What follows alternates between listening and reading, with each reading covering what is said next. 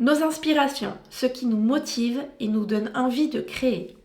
Ma motivation première a été de faire rire. Et au début, c'est vrai que je faisais beaucoup de petites vidéos au début amateurs, comme ça. Les premières qu'on a fait d'ailleurs ensemble, c'était ça. C'est ce que voilà. C'est ça. C'était des vidéos qu'il avait écrites et c'était surtout pour faire rire. C'est ça.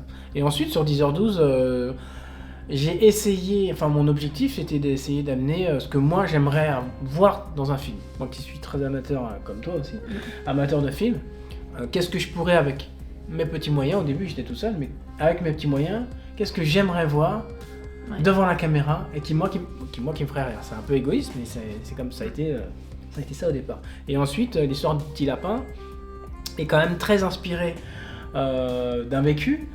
De mon vécu et d'essayer d'en rire, enfin d'en rire, non, plus ou moins, mais en tout cas d'essayer au moins de le faire passer un message dans un petit écran, voilà, de faire passer un message. Ça a été surtout aussi par rapport à la motivation d'Ampé de donner des réponses qu'on avait soulevées dans le préquel, dans l'histoire de Petit Lapin et dans 10h12, et on a essayé de donner des réponses cohérentes et qui vont dans le sens du personnage.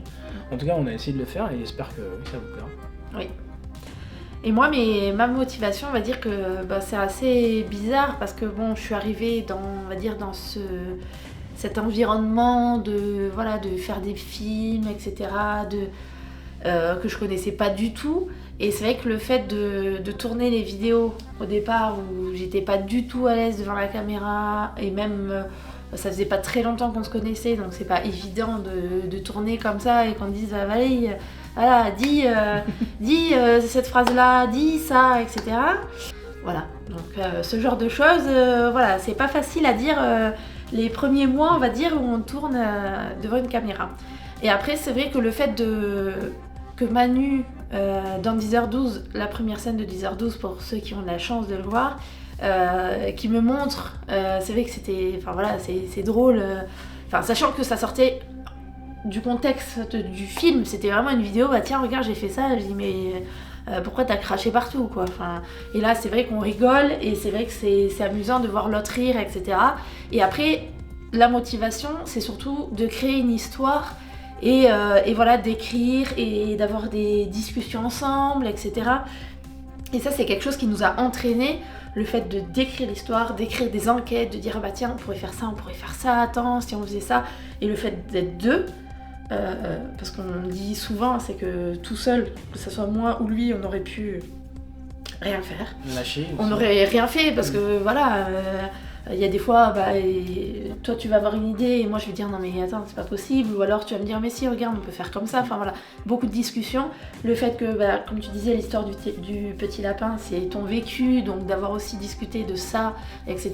Donc c'est des choses, on a chacun notre vécu et on partage des choses ensemble.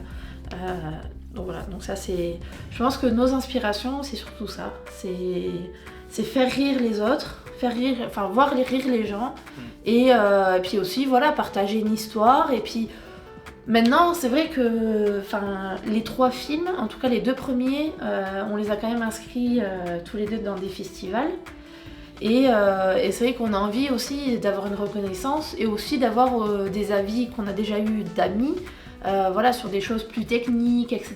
Toi qui es plus sur le montage, etc.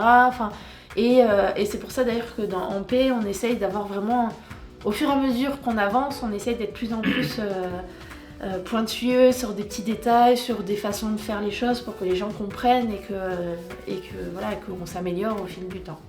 C'est ça. Oui, la technique s'est améliorée, heureusement d'ailleurs.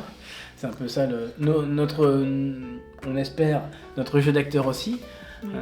Après, c'est toujours un peu compliqué. Parfois, il y a beaucoup d'improvisation. Même si on écrit des choses, parfois, l'improvisation nous emmène. Mais c'est ça le but, de toute façon. L'improvisation, des fois, c'est mieux que... On va écrire quelque chose et en fait, on n'arrivera jamais à le dire comme c'est écrit. Mais le fait de l'improviser, ça sortira tout seul et ça sera beaucoup plus naturel pour nous de le dire. C'est ça. Voilà, donc j'espère que cette interview vous aura plu et aura répondu aux différentes questions et thèmes abordés. N'hésitez pas, si vous avez d'autres questions, à nous répondre via notre site internet ou notre page Facebook sur Messenger, voilà. Et on essaiera d'y répondre. À bientôt. À bientôt.